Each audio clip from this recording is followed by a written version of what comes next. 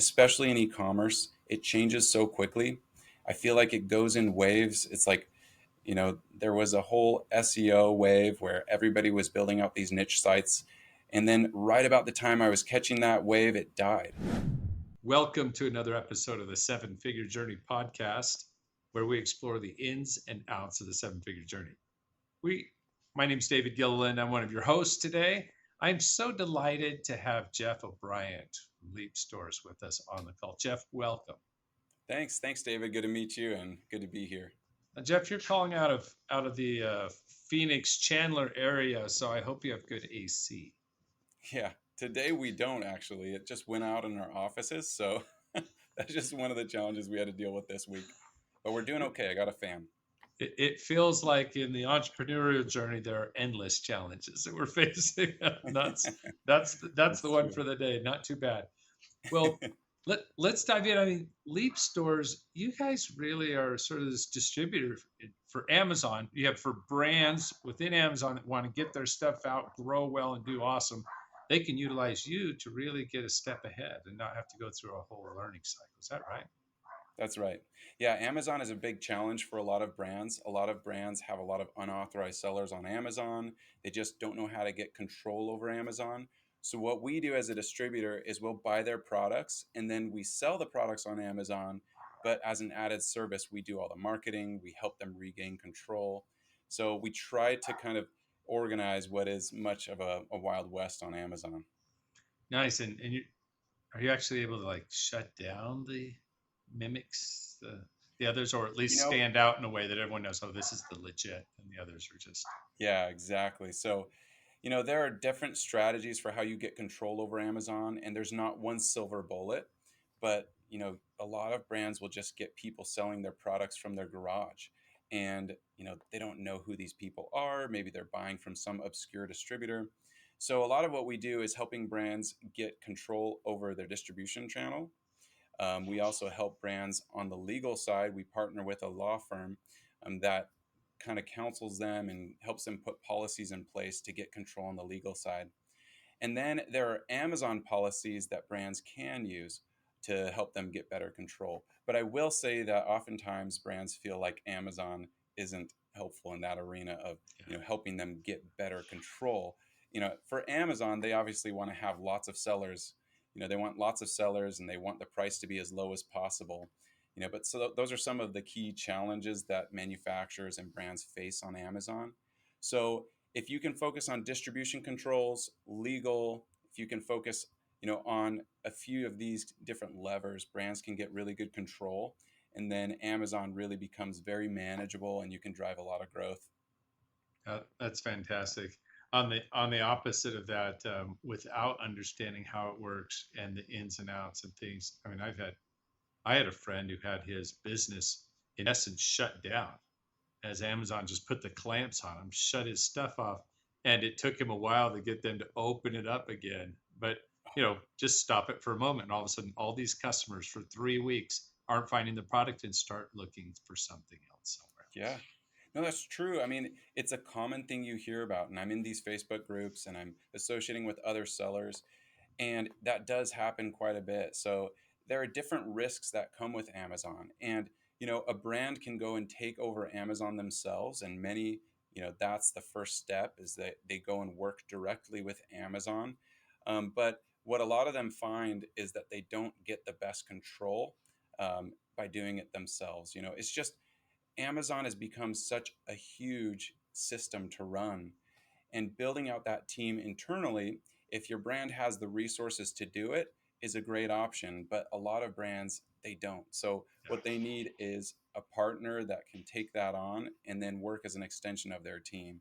So that's kind of that niche that we try to fill for brands who can't build the team out themselves, but maybe they're just not getting good control as they're working with different third party sellers.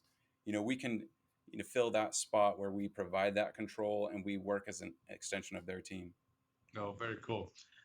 Yeah, I fun thing about talking to entrepreneurs is we always find a problem that we solve, right? And this is a highly valuable one you've solved.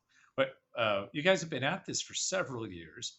I mean, you blew past your $1 million mark years ago, and you've grown significantly from there. Do you mind sharing with us maybe a nugget or two along this journey, along your growth, problems you ran into that you overcame that helped you continue to double your business and do that again and again? Yeah. Yeah, when I was in high school, I started selling online, and I would just sell on eBay. I would print off guitar tabs, and then I would bind them into a book and sell them on eBay. And for me back then, it was kind of just about making some side cash. And when I went to college, I just did the same thing. And over time, I was just exposed to more and more of the world of e-commerce, SEO, things like this, and um, and had the opportunity to build some other brands. I was able to sell one, and still learning a lot through all of this. Though, I mean, there are peaks and valleys and challenges that I've faced throughout the whole process, and definitely don't feel like I've quite made it. You know what I mean? Yeah. I think that a lot of a lot of the takeaways that I have is that a lot of the takeaways are that you have to keep hustling and keep trying new things. You know, especially in e-commerce, it changes so quickly. I feel like it goes in waves. It's like, there was a whole SEO wave where everybody was building out these niche sites. And then right about the time I was catching that wave, it died. And, I would have to be looking for the next thing. Like, what is the next wave in e commerce? And because of this, like, digital age where things are developing so quickly, I've had to watch and see what's on the horizon. And one of the biggest things for that I've taken away from that is that you have to be connected with the right people, and you have to be involved with other people in the industry, because you're just one person. And um, for a long time, I think I kind of isolated myself in my office. I was building a business and I was learning SEO and I was watching videos, and I had a small team. I was growing, and but once I started connecting with other like-minded people who were, facing the same issues and building the same type of business that I was building, that was a huge catapult for me. So I think that's one of the things that I learned is to stay involved and find the community, figure out where the community is, and then find a way to contribute and be involved.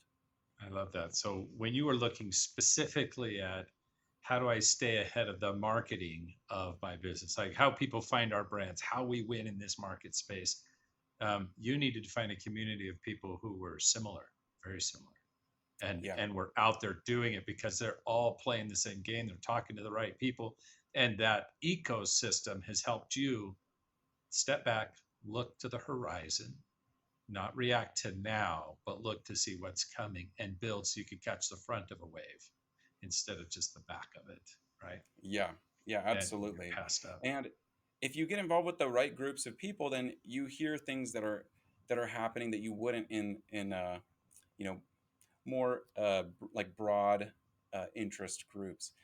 So if you can kind of niche down and figure out, okay, where are the entrepreneurs that are working on very similar things that I am, you can find a lot of value there. Very cool. No, thank you. I think that's a huge reminder, a nugget for all of us. Who are we surrounding ourselves with? And are those aligned with the direction we want to go? hmm Are we I'd being say intentional? I'd say another thing is, so I had this printing business, and I remember when I graduated from high school, so sorry, from college. Well, I would sit in my classes in college, and I was learning graphic design and creating these designs, and I was selling printable products online. And by the time I was going to graduate, I was looking at, maybe getting into the tech industry, or maybe moving out to California and working for one of these marketplaces. Um, and and I decided to pause before making that decision and really double down and go all in on my business, because I was kind of splitting my time between school, between business. And when I was able to remove distractions, that also really catapulted me. So, for me, that was I'm glad that I did that when I was in a position where I could invest time into something and take risks. um, that was something that I learned as well. And after graduating and deciding I was going to go all in on my business, We bought a home, and I went through some stressful times where, now my business felt real because my family was dependent on it, and I had a mortgage, and then I started having kids. So there have been times where, things were difficult, or maybe a month, I saw some over the quarter, I didn't see growth. And when I felt stressed, something else that I learned was I could sit there and analyze the numbers, and I could pick apart what may be happening to my business. Um, and that was necessary to a certain degree, but it can also be paralyzing if you're in a situation where you feel like things are not going the way you want to. What you can do is channel that energy into growth. And I remember a specific time where that happened, and we just bought this home. And I decided, you know what, instead of stressing about this, I'm going to build another business. And, I spent a couple months and I got excited about the business, and that really distracted me from any of my worries. And in the meantime, something was growing. So I say another takeaway that I've had over the past 10, 15 years is to just put your energy where it's going to be the most productive and where it's going to really drive new growth, instead of putting it into worry, or have confidence and just focus on something that's going to help you grow and get to the next level. I I want to sit in that one for just a second because it is pretty pulling, right? It like draws us in to feel like something's not working and spend all the time trying to fix a problem instead of finding what works and go and put energy into that, right? Like Yeah, where can I go and grow? Where can I go and do? And especially where is that market, right? that's I was true. just talking with an e-commerce brand, and uh, they're looking at, yeah, we've had reducing sales, and they were putting a big chunk of the revenues into the advertising, pushing it out there, and all of that kind of thing, spending quite a bit actually on Amazon, and still seeing these declining numbers. And so they started to look internally. Maybe we should manage to hold these costs back to this, hold these costs back to that, and tighter down in here, instead of stepping back and saying, "Now, wait a second, have we hit the life cycle of this product? How's our innovation? What's the market needing right now? We have something, can sell stuff, can manufacture, ship, distribute. What's the next thing?" Right? The Yeah, growth is going to come from the next 5 products, not from milking this one any tighter. it's true. So I love And I where you're. think a lot of that is recognizing where the value is in your business. And sometimes we believe that the value is all in the product, right? But you've built value, you've built an organization, you've built a team, and there are so many different ways that you can extract value from what you've built, even in a down cycle. And right now we know the economy is hard. There are some, times that we're going to be in a down cycle, but you can extract value in other ways and find ways to continue driving growth. So, and to me, that's exciting. It's, entrepreneurship, the excitement of starting something new, and like that is what really, feeds me. So, you know getting finding ways that you can incorporate that into a culture too, and having other people get excited about new ideas, new partnerships, that is something that always keeps me entertained, and keeps me wanting to come back on Mondays. Very cool. And for our listeners, you don't have to start a new business. You just need to find new ways of getting that value out of your business, right? There's so many ways to do that. New ways of serving the Well put. customers, new markets that our current services could go and serve that we haven't thought of, right? So I love that. Uh, but to get there, surround ourselves with the right people. And I would also say designate time and space to just think about growth. How do we get there? Let's imagine, let's wonder a little bit, right? Yeah, Instead of you can beating our get head so on it. busy in the day-to-day work. Yeah, yeah, I think that's one of the main, challenges that I face today is I have a huge task board, and I just realized that, if I look at my day and just fill it full of tasks, I'm never going to have time to kind of zoom out and work on the business instead of in the business. Yeah. So, that's definitely, a work in progress for me. Well, let's shift into this now. I mean, you're that. we say scrappy entrepreneur, but you've built well beyond that now. Um, but um, but you've never been. You were telling me before the call, you've never been an employee. And now Yeah. you've got whole teams of people, and that you've got to manage and lead. And uh, you were hinting that there might be something there. This is like your new challenge. Elaborate. What is it? What's really the issue you're dealing with, and why does it matter for what you want Yeah. to do in the future? Well, I think starting a business that does $500,000 a year is something that I felt like I could do on my own. And I did. I did it with a couple businesses coming out of college. And that was exciting and it was fun, but I always felt like I was hitting a plateau. And it took me a while to realize that I was the bottleneck.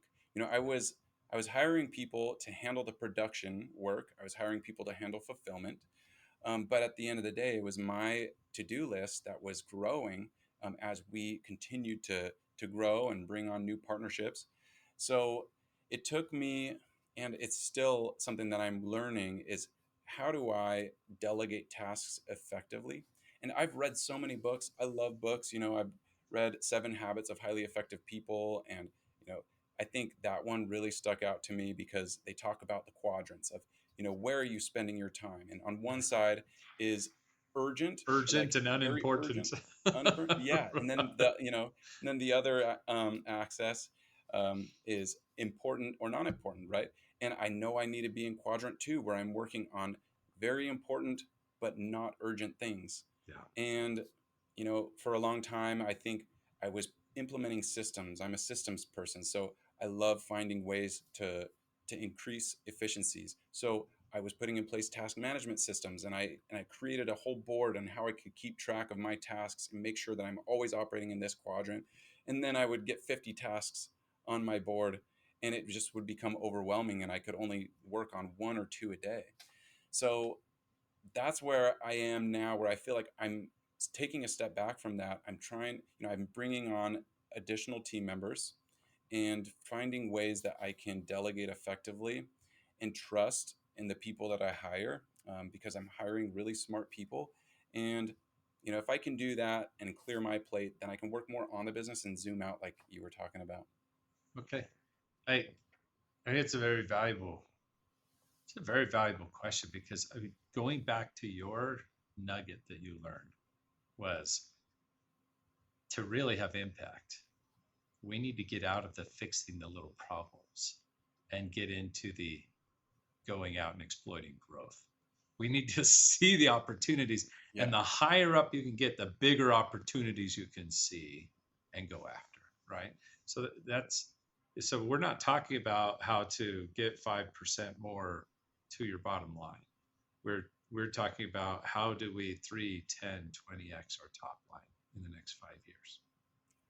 that's a good perspective on it too, because you're right. It's if we fill our time just looking at tasks and finding ways to run a little bit more efficiently. Now we're talking about, how do we lower costs, by 5%, That's right? right. Which is great, Yeah, and someone but else on the team can do that.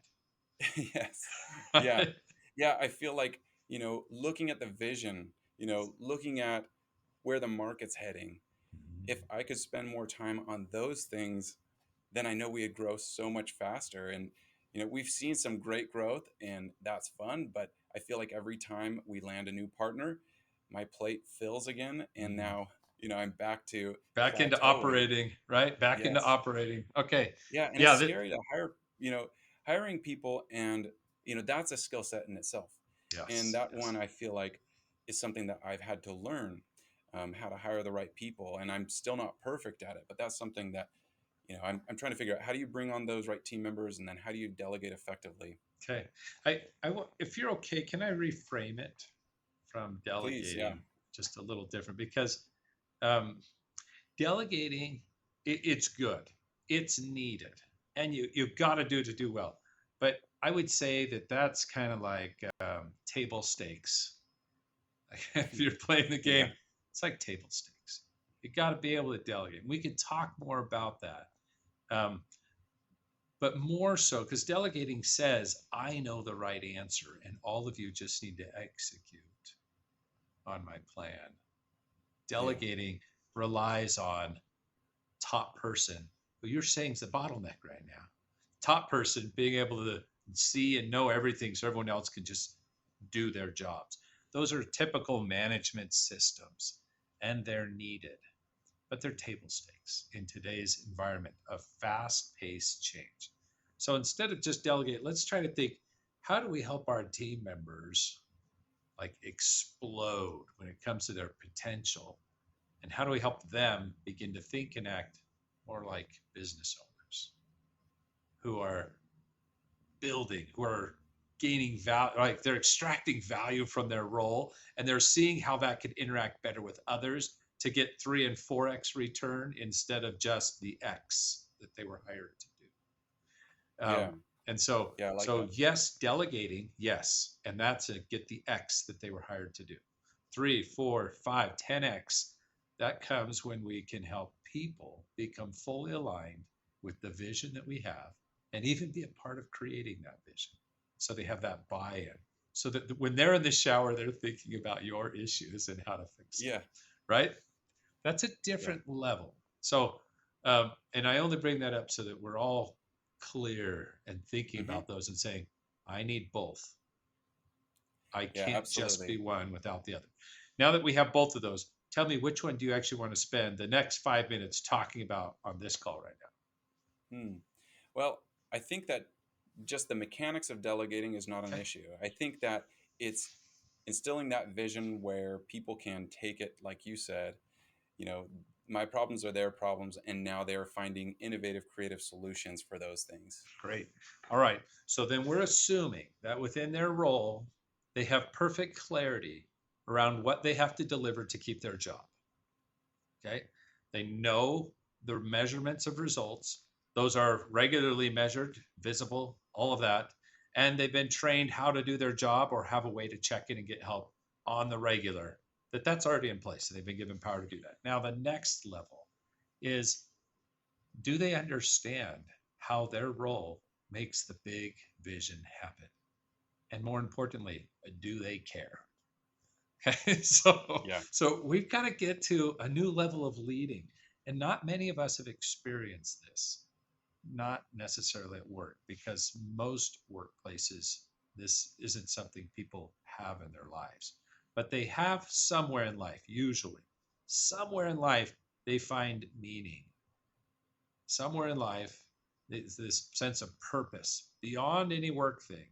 We're going to have this impact, and they have some way to measure that they're moving that direction. And so this is a part of the vision. I want this clarity line of sight from, here's the impact we're going to have. And maybe your business right now, where you're at, and your life and their life, and they come together, like the impact we want to have is to help others fulfill their dreams of, their entrepreneurial dreams, to, to, to help others be known and be able to manage so they can go and create all they want, all their product, but it's seen, it's managed, it's known. I have no idea, but there's some purpose up here to help people achieve this dream. Great. Then down here, we're like, and we're going to help.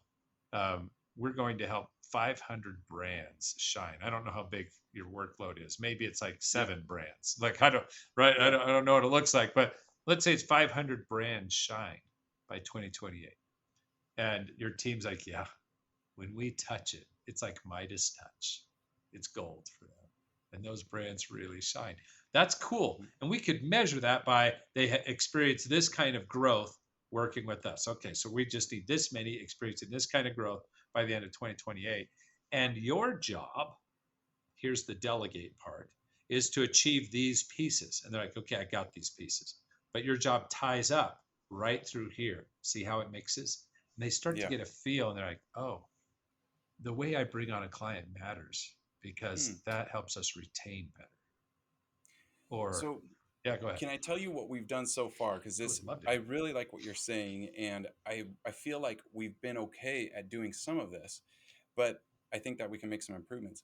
What we've done so far is, so last year, no, early this year, we did a big planning meeting. I got my leadership team together. We sat down and we said, okay, guys, where do we want to be in 10 years? Okay. And then we had this big goal, and it's something very lofty, it's something that excites everybody. And we had to debate it. We then narrowed that down to a 3 year goal and said, all right, this is where we think in 3 years we can realistically be. Um, and then we got a 1 year goal, and then we broke that 1 year down into, okay, what do we need to do this quarter? Everybody has quarterly goals. Some of my team members, they have um, different goals that we have just for the quarter, and this is how their performance and their pay in some cases Is is managed. determined. Hmm. And so we're trying to talk about these things constantly. But I will say this was this was my leadership team. It wasn't my whole team. Um, so I don't know if that vision is being communicated all the way down through all my teams. But I felt like it was a step towards that direction where you're saying of, you know, getting past just handing assignments down, but getting people excited about, what we stand for, and where we ultimately want to go. To me, that made a big difference, that initial meeting. Perfect. And what you did was one of the keys, which is you co-created it with that leadership team. A lot of debate, a lot of working until it got exciting to them. Now, I want to see how infectious this vision is, how what its legs are. Because what you just described to me are kind of like the Rockefeller habits. This is a management system. 10-year goal, 3-year goal, 1-year goal, quarterly thing, right? You'll find it in scaling up. You'll find it in EOS. You'll find it in any of these management systems that are there. And they're good and important. And they're the key to delegation. Okay. Same page stuff. So Hmm. let's just see if it's got legs for all of your team as you grow. What is your mission goal? You could not tell me the numbers. You could say X so that you don't have to share that. Yeah, But tell me the substance. Are the mission goals revenue? Are they? yeah, that's the key. That's the key for the 10-year picture. Yeah. It's a certain revenue number and a number of partners, Okay. and then there's some details around how big the team will be. But it's mainly based on a revenue and profitability figure. Perfect. I'll call those. We like to define those as mission goals. They're important. Your new team members don't give a, I mean, they don't care a lick about it. They don't, because they look at it, that's really nice. All that means is more work for me and more money for Jeff. Okay, so communicate it all you want. It's not exciting to them. To a leadership team, that's different because they get started and they can have a piece of the action and they see the hopes and all that, and it's a big Hmm. deal to them. But not the rest of your team. Yeah, There's a there's a mission also. The mission is above that mission goal. It's what it's what means something. It says you are fulfilling some kind of purpose in life while you're here. So tell me, if you were talking to your general team, what do they get excited about? What are they happy about? When they do something, when do they go home just like skipping and smiling?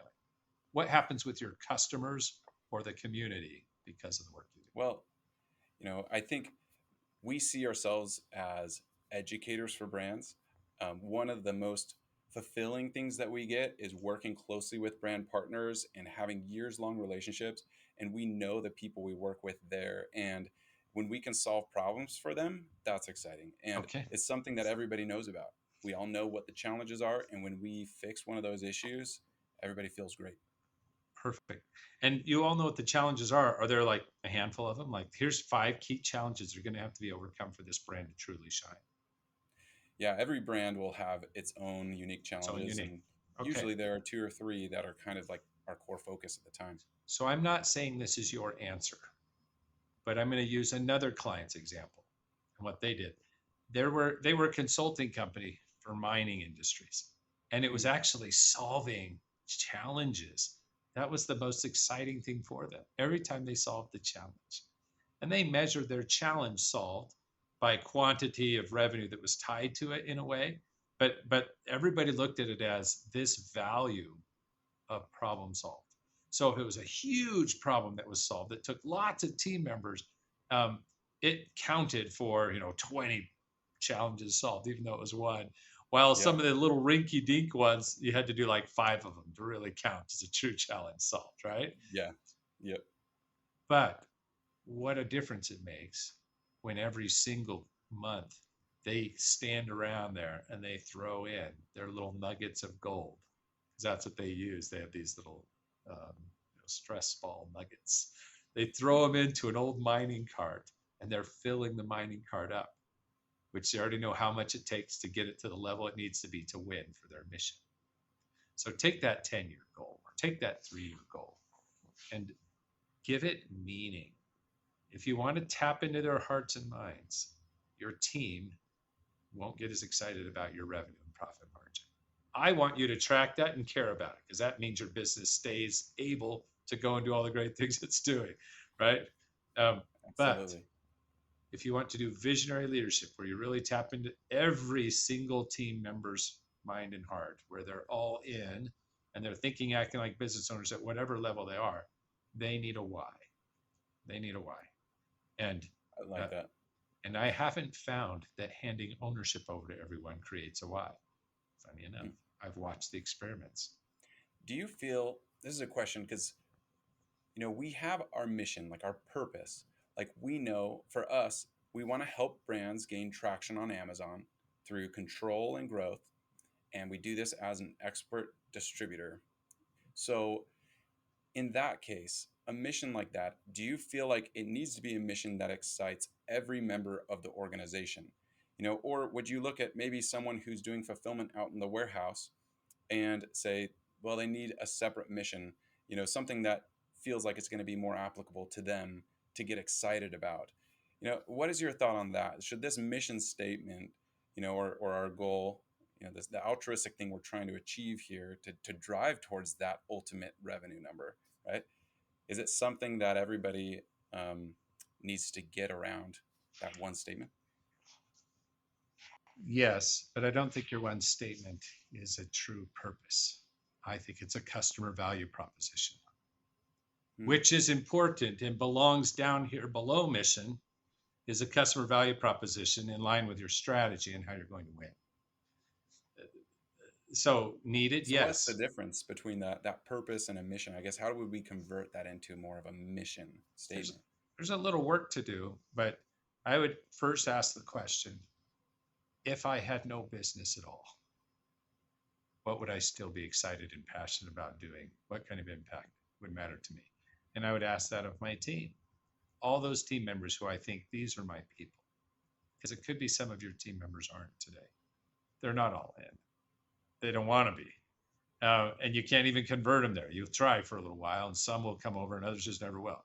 So just pick the ones who are like, these are my people. What drives them? When they go home on a Friday afternoon, they may be dragging their feet Thursday into Friday morning. Friday afternoon, all of a sudden there's pep in their step. How did that happen? Did they get an extra nap? Was it an energy bar? No.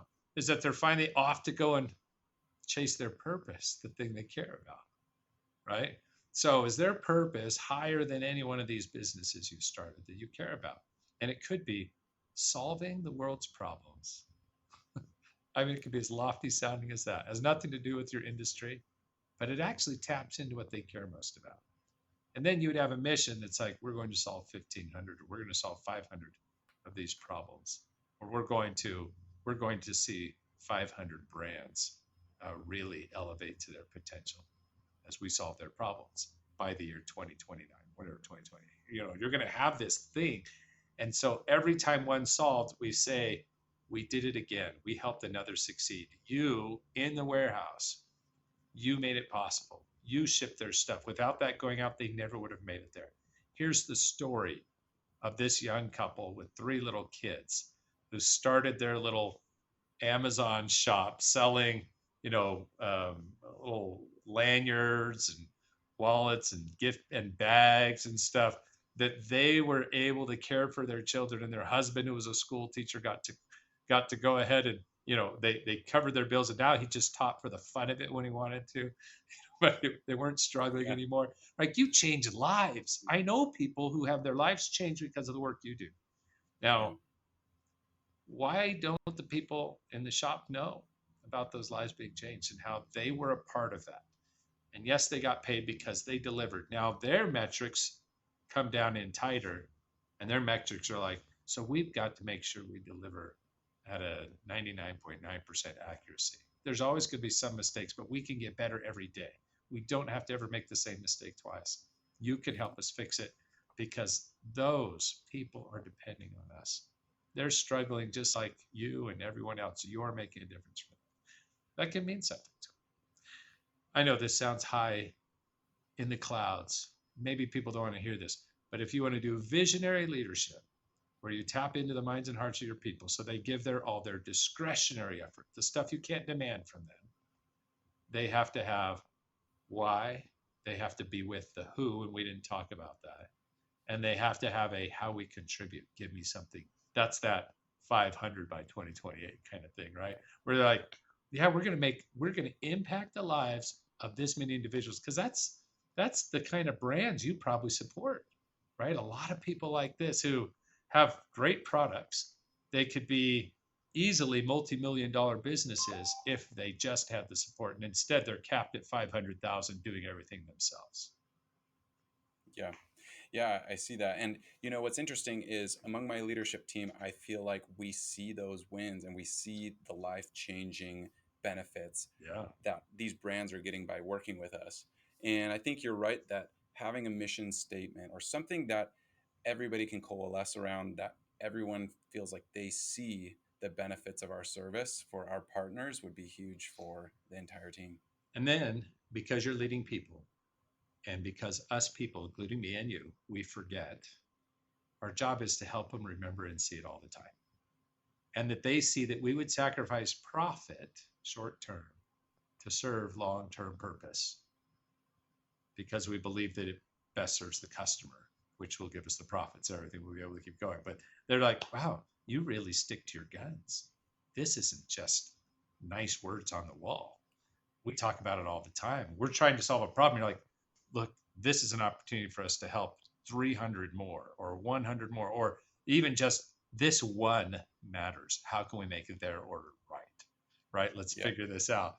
And they get behind that. And then we get to celebrate. The whole team celebrates. Did you see what Johnny and Susie pulled off there in the distribution center? That made a difference for them. That's one more. We get to mark it up on the wall, right? Thank you, Johnny and Susie. Right? Give them a gift certificate, whatever, or time off, whatever it is, to just say, you served the purpose. We keep it alive every day, every meeting. We don't miss a beat. The vision matters most. Then how they go about doing their jobs, they'll do much better at it because they're thinking, they care. Okay, we went over because I started to geek out. I'm sorry, I do that. This is great let, stuff. let's No, I wrap love it. up I could talk here. about it all day.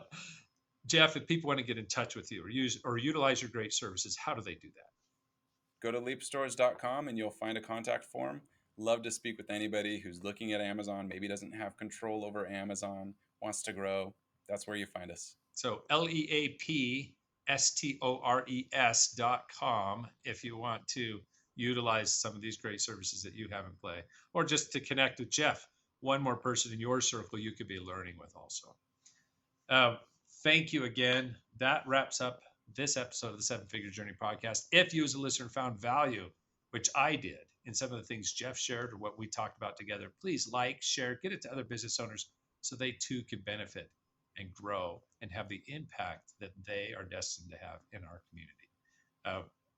Keep growing, keep learning, keep striving, keep caring.